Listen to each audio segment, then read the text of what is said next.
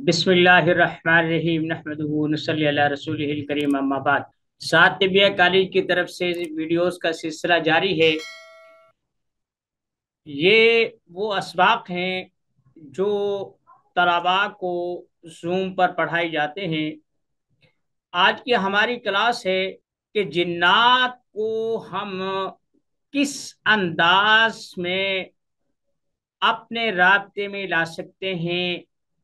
आया ये मुमकिन है कि हम लोग जिन्नात से काम ले सकें? चिल्लों वजीफों से इस चीज का इम्कान हो सकता है या नहीं? यह है सबसे अहम बात। जिन्नात एक हकीकत है। कुरान करीम ने वह खलकल जान्न मिन मारिजिम मिन नार, इसकी इनकी तख्लीक को आग करार दिया है। इंसान के बारे में कहा कि इसे हमने मिन तीन लासिब, या हमने इसे मिट्टी से बनाया। मिनहा खलकनाकुम व फीहा नुईदुकुम व मिनहा नुखरिजुकुम तारतन उखरा। ये नहमदुहु व नसल्ली अला रसूलिहिल करीम अम्मा बाद। सात तिबिया कॉलेज की तरफ से क्लासेस का सिलसिला जारी है। आज की क्लास में हम ये बताएंगे कि जिन्नात से इंसान के रवाबित मुमकिन हैं या नहीं। जो लोग जिन्नात से राब्ते या जिन्नात से दोस्ती का भरम भरते हैं, या उनके बारे में बताया जाता है कि हमारे कब्जे में या हमारे राब्ते में जिन्नात हैं, इसकी हकीकत क्या है? सबसे पहले तो यह है कि हम लोग बिहम्दिल्लाह अल्लाह की जात पर ईमान रखते हैं और रसूलुल्लाह सल्लल्लाहु अलैहि वसल्लम की तमाम बातों को मनो अन तस्लीम करते हैं, हमारी समझ में वो चीज आए या ना आए। कुरान करीम ने जिन और इंसान की पैदाइश की गर्ज गायत बयान करते हुए फरमाया, वमा खलक़तुल जिन्न वल इंस इल्ला लियअबुदून, कि हमने जिन और इंसान को अपनी उबूदियत और माबूदियत के लिए पैदा किया है। यानी हम माबूद हैं और हम मसजूद हैं, और वो हमें हमारी खिलकत को, हमारी कुदरत को तस्लीम करें। उनका बेहतरीन तरीका और उसका बेहतरीन जरिया इबादत है, शुक्र है कि एक ऐसे कारीगर ने इनकी शानगरी की है जिसका तसव्वुर भी महाल है। ये हकीकत है, जिन्नात का वजूद है। जितने भी किताबें मजहब के नाम पर मौजूद हैं, वो बाइबल मुकद्दस हो, तौरात हो, जदीद व कदीम जो भी कुछ है, सुहफ़ इब्राहिम हो, सुहफ़ मूसा हो, या कुरान करीम हो, वेद मुकद्दस हो, ग्रंथ हो, या तालमूद हो, कोई भी जिसे हम मजहब से मंसूब करते हैं, वो इस बात की गवाह है कि ये तमाम लोग जो इनको मानने वाले हैं, जिन्नात के वजूद के कायल हैं। और ये भी हकीकत है कि इंसान के अंदर जिन्नात सरायत कर सकते हैं। हम जो आमिलीन चिल्ले वजीफे करते हैं, इन्हें काबू करने के लिए, इन्हें तस्खीर करने के लिए, मेरा मौजू सुखन ये मौजू है और यही बात है और यही नुक्ता है। इंसान कसीफ जिस्म रखता है। मैं आपको जिन्नात और इंसान की डेफिनेशन बता देता हूं कि इंसान क्या है। जिन्नात क्या हैं, ताकि अपनी अपनी हुदूद में रहकर इनके वजूद को समझा जा सके। इंसान को मिट्टी से पैदा किया, ये कसीफ है। जिन्नात को आग की लपट से पैदा किया, सूरह रहमान में है, ये लतीफ है। जहां आग होती है, कोई भी चीज जो कसीफ हो, वजूद वाली हो, वो पिघलती है। सेक इस चीज की खासियत रखती है कि कोई भी कसीफ चीज, सख्त चीज, उसको सेक दिया जाए तो वो फैलती है। मिट्टी की खासियत यह है कि ये सिकुड़ती है, इसमें वजन होता है। वजन आग का भी होता है, लेकिन मिट्टी की निस्बत बहुत कम होता है। उसकी तपश होती है, हरारत होती है, उसकी ताकत होती है। इंसान जिन्नात से राबता कैसे कर सकता है? सबसे पहले तो हम कुरान करीम को देखेंगे। कुरान करीम कहता है, इन्नहु यराकुम हुवा व कबीलुहु मिन हैसु ला तराउनहुम, कि जिन्नात तुम्हें वहां से देखते हैं जहां से तुम इन्हें नहीं देख सकते। अगर हम कुरान करीम की बात करें तो उस वो फुल स्टॉप लगा देता है, नहीं भाई, ऐसा मुमकिन नहीं है। हाँ, वो तुम्हें देखते हैं। जिन्नात देखने की दो सूरतें हैं।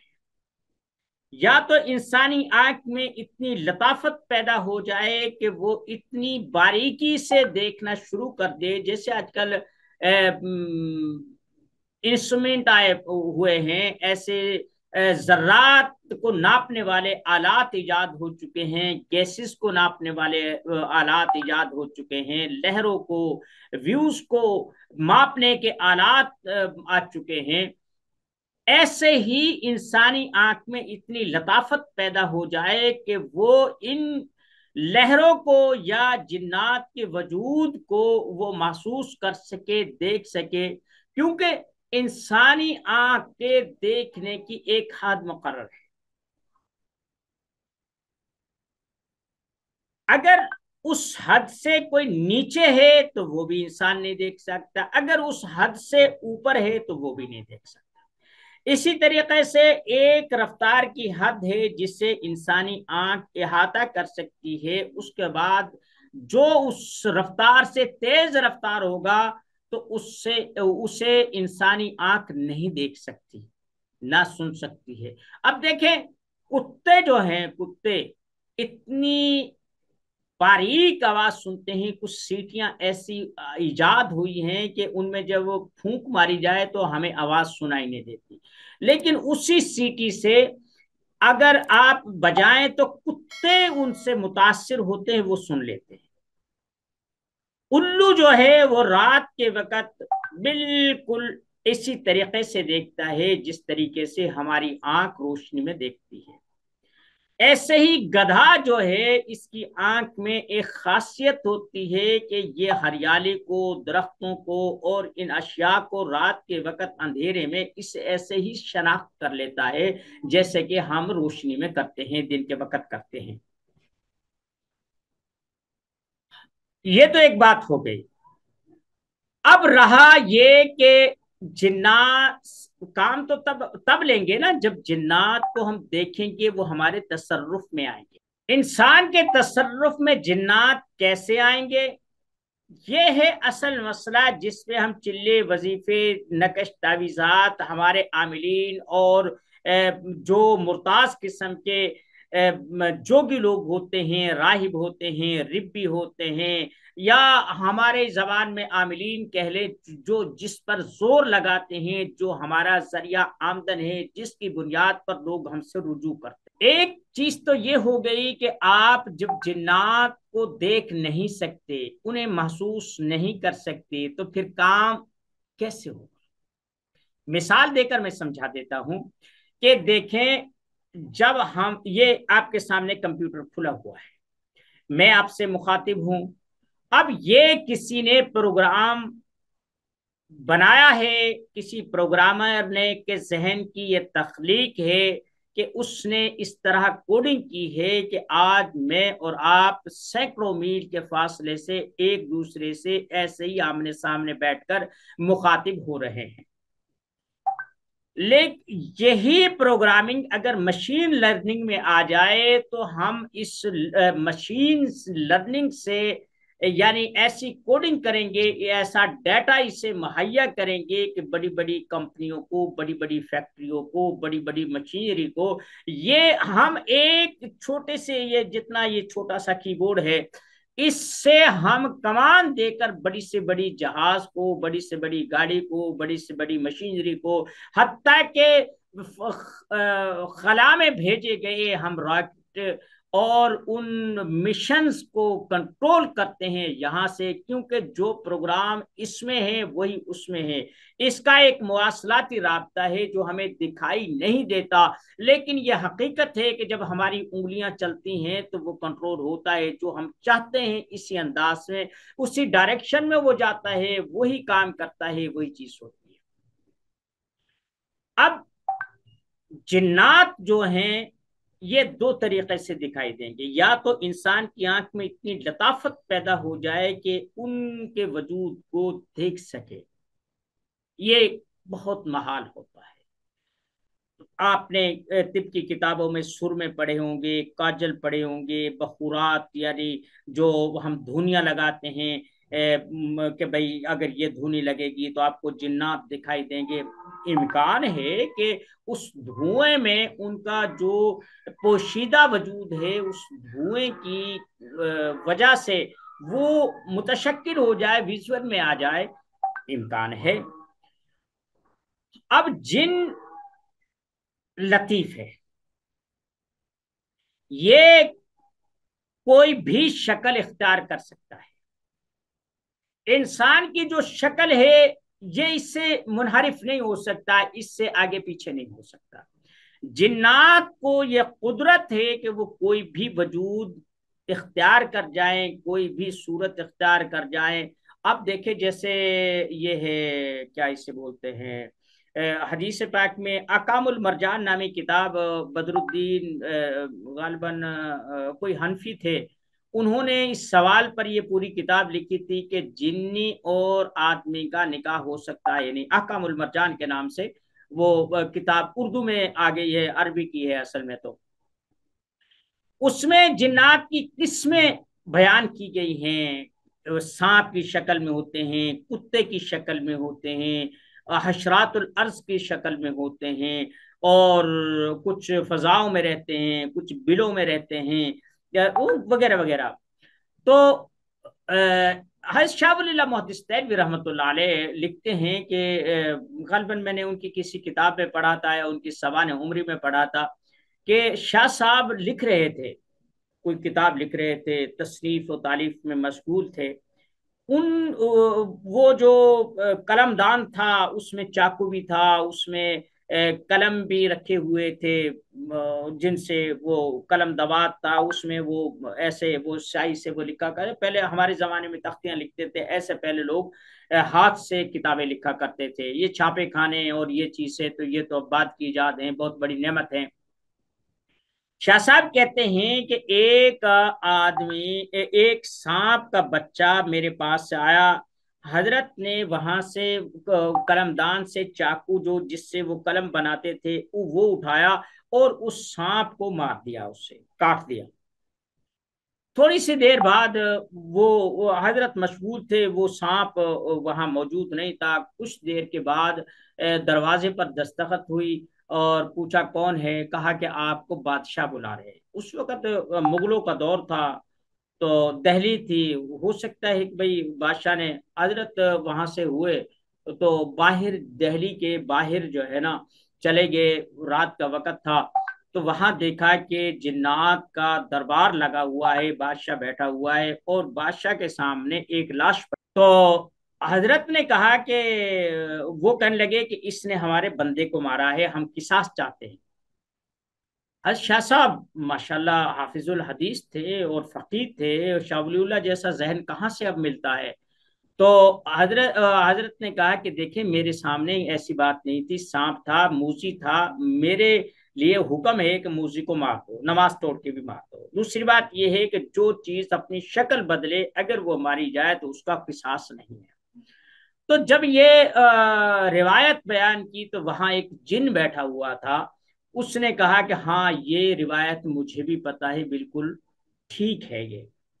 तो उसने कहा भाई ठीक है आप जाएं, ये गलती इसकी थी कि ये आपके सामने मुतशक्किल होकर सांप सांप की शक्ल में आया। तो कहने का मकसद ये है कि ये किसी भी सूरत में आ सकते हैं।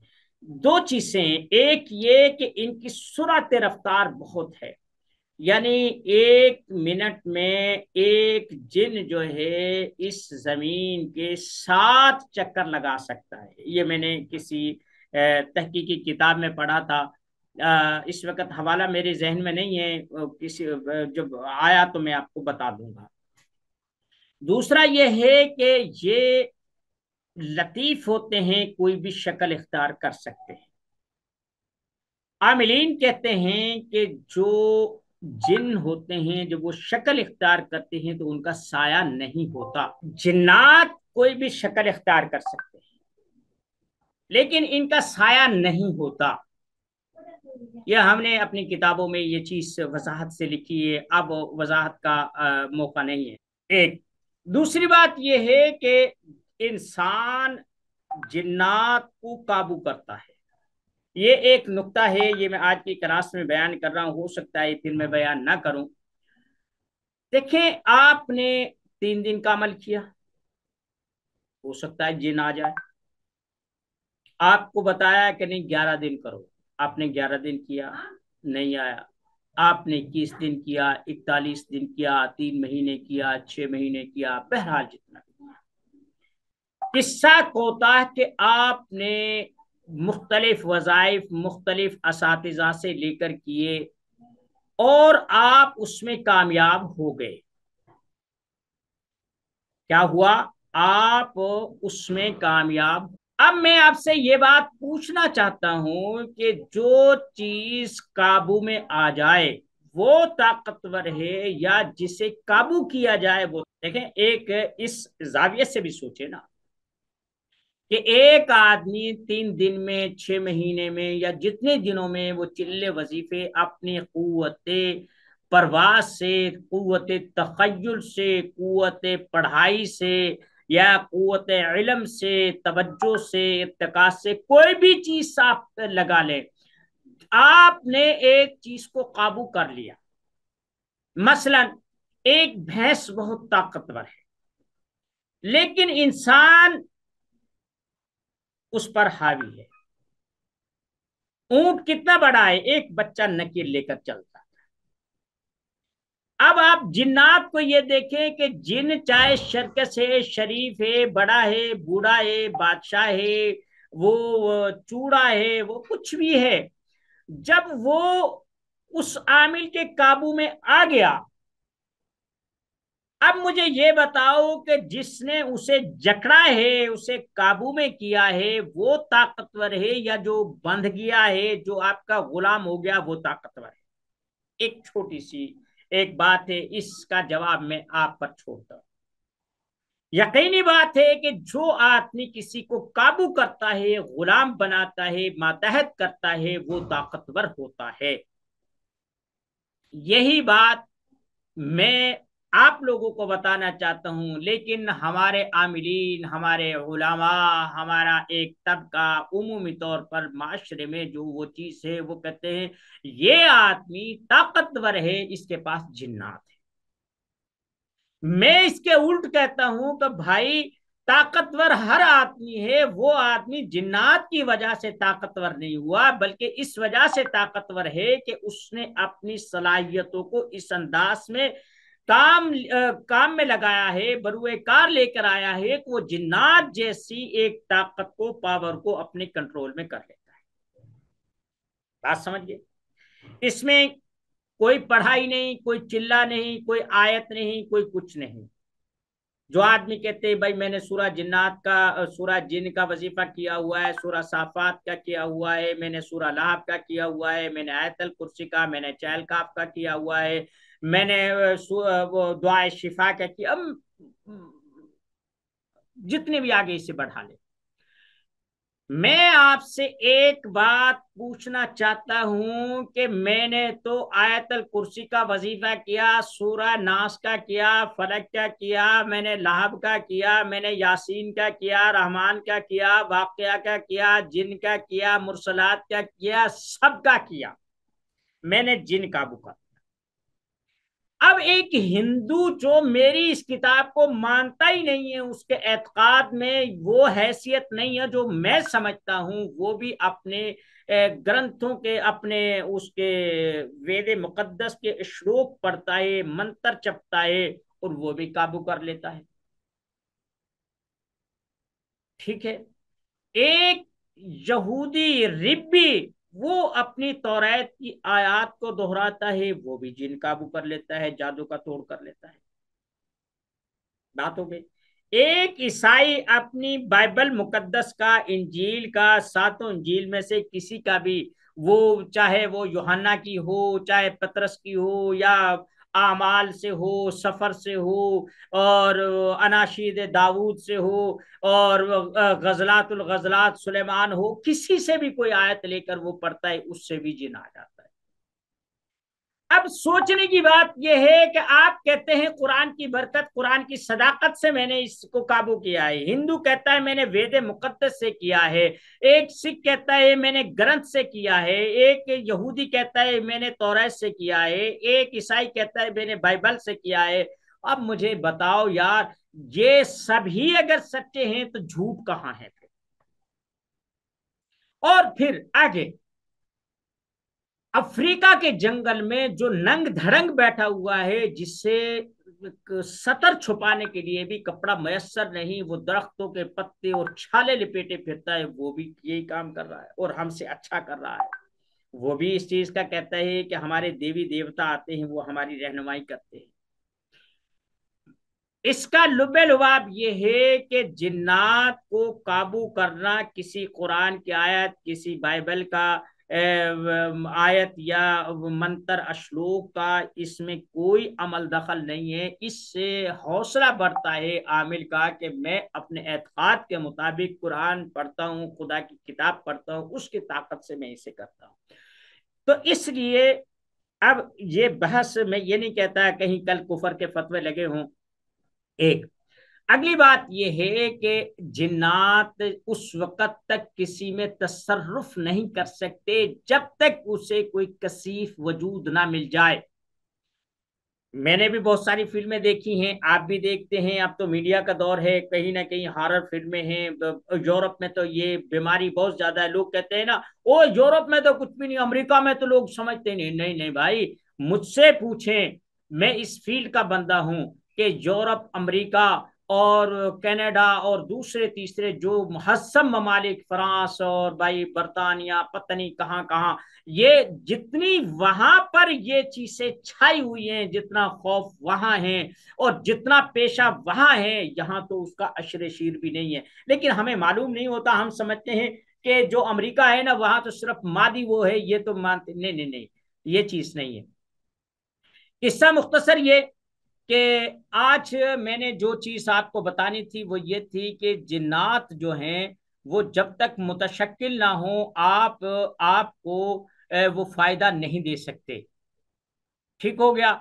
दूसरी अहम बात यह है कि हम इससे काम कैसे ले सकते हैं, मौजू तवील था। जब तक मैं उस दायरे से जिसमें हम सोचते हैं, जो हमारी आदत बन गई है, जो हमें फॉर्मेट दिया जाता है समझाने के लिए, समझने के लिए कि ये दायरा है, इससे बाहर नहीं जा सकते हम। अबुल अब्बास बुनी की उसका हवाला देते हैं, हम शाजली की बातें करते हैं, हम जो है ना शबिस्तान रजा की बात करते हैं, नक्श सुलेमानी की बात करते हैं, इससे बाहर हमारा सोचना ही गुनाह है। मैं ये नहीं कहता है कि उनके बारे में मैं कोई राय दूं, मैं ये कहता हूं जो हकीकत है वो क्यों बयान नहीं की जाती। तो आपने जिन्नात को जब तक महसूस नहीं कर सकते आप काम नहीं ले सकते, और जिन्नात को जब तक कसीफ वजूद ना मिल जाए उस वक्त तक वो काम नहीं कर सकते।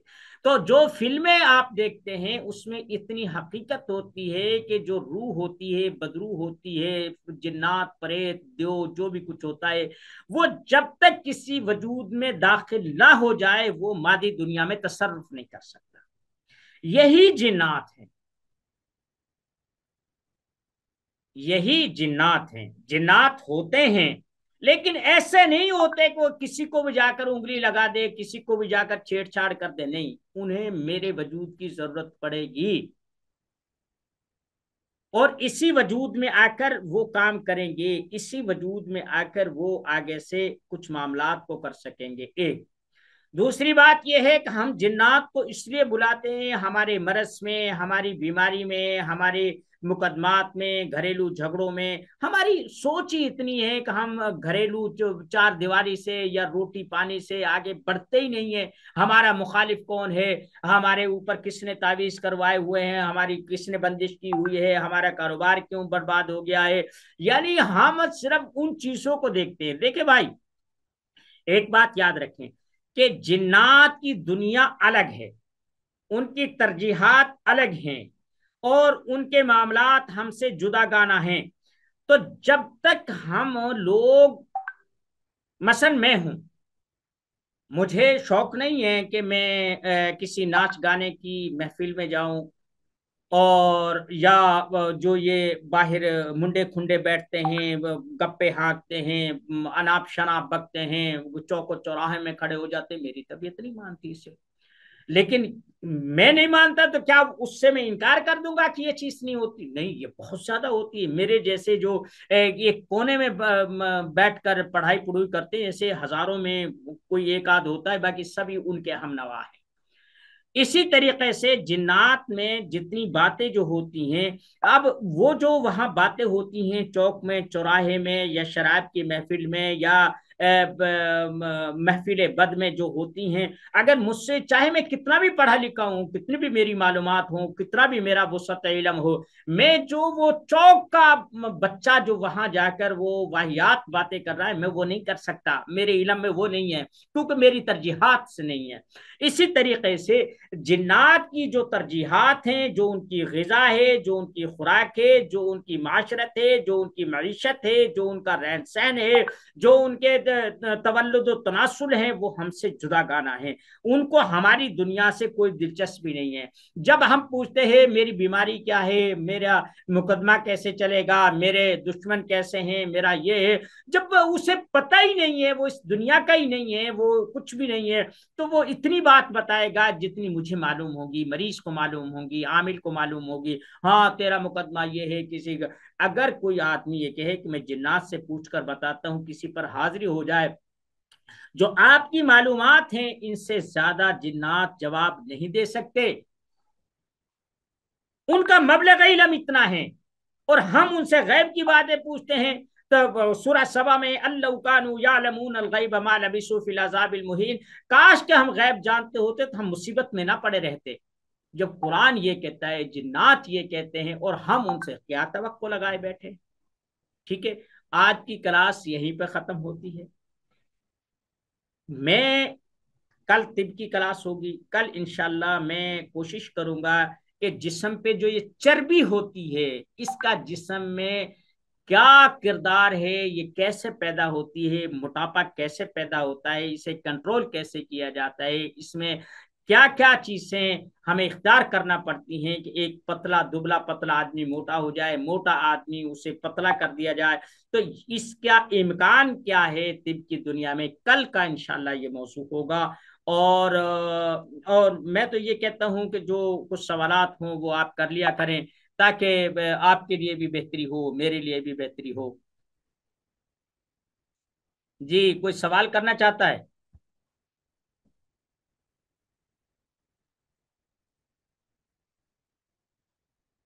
चले ठीक है। सुब्हानक अल्लाहुम्मा व बिहम्दिका ला इलाहा इल्ला अंता अस्तगफिरुका व अतूबु इलैक।